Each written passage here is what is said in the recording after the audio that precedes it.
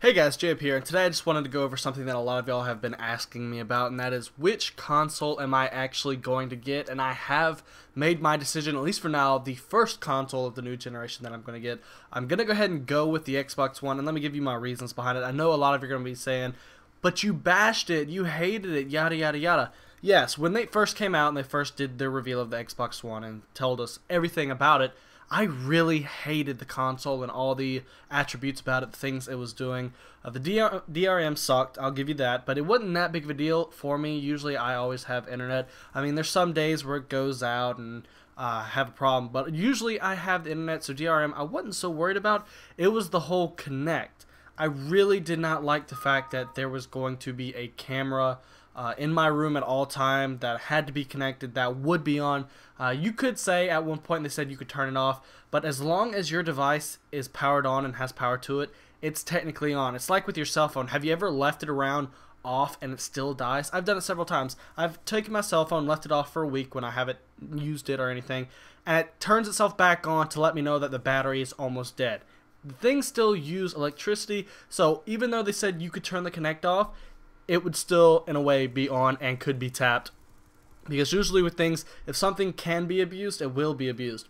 But later they started coming out and changing all the things around. And up until, I would like to say, I think it was early August when they finally made that decision that you could go connectless, I was still not going to buy the Xbox One. I was either thinking going full on PC or maybe even going with the PS4. The only PlayStation I've had is the PS1, and I had that a while back. I think the PS2 was already halfway through its life cycle, if not towards the end. And I had that. I've had the GameCube. I've mainly been actually Nintendo most of my life. I've got mostly all the Nintendo handhelds from the Game Boy Pocket all the way up to the 3DS XL currently. And I've got probably over 150 handheld games easily. So that's where I was always at. And when it came down to it, I started wanting the Xbox 360 when I came out. I asked for Christmas like 4 or 5 years straight.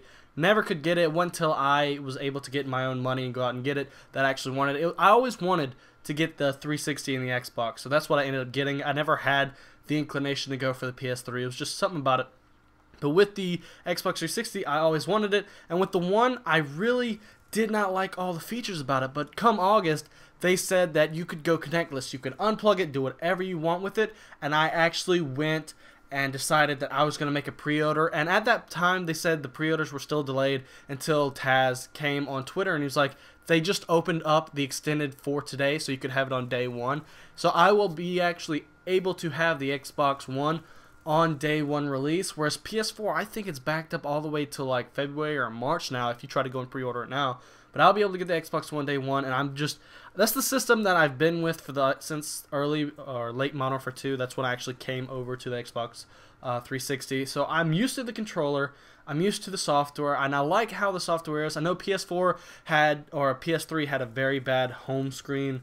It messed up, it was very laggy, things like that. And a lot of people, when it comes to like the Xbox One versus the 360, or the PS3 versus the Xbox 360, they seem to forget that the PS3 for an entire month, if I recall, was down, and they had a lot of security issues going on.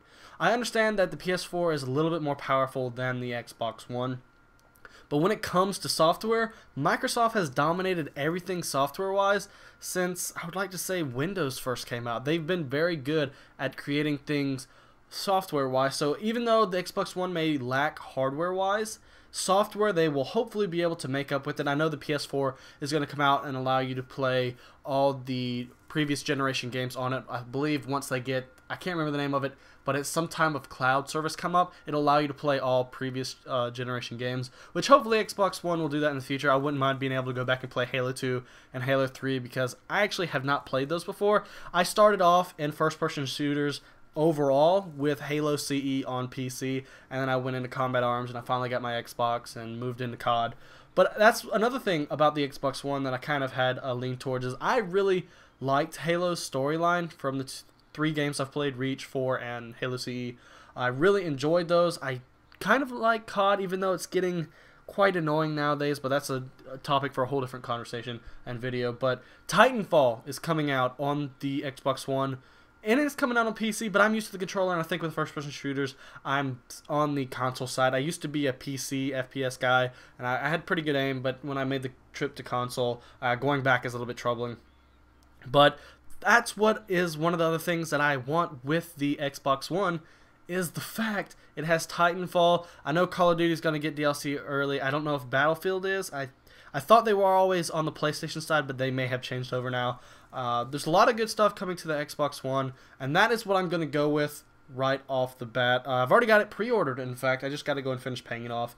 I would hope to, maybe in the next year or so, if I can get a decent amount of money saved up or whatever, to get the PS4, because I really enjoy playing video games. Like when they released Assassin's Creed 2 on Xbox 360 for free during Gold Week, I basically played that through non-stop. I actually enjoyed that game. I don't play just first-person shooters. I mean, I like Pokemon. I like all these other games because I grew up with Pokemon. It started when I was 7, and I've been playing it ever since. It's a really good, enjoying game, and you don't have to be on the internet. You can just go off wherever you want, take your handheld system, and just go play the game. So that's something I like about that.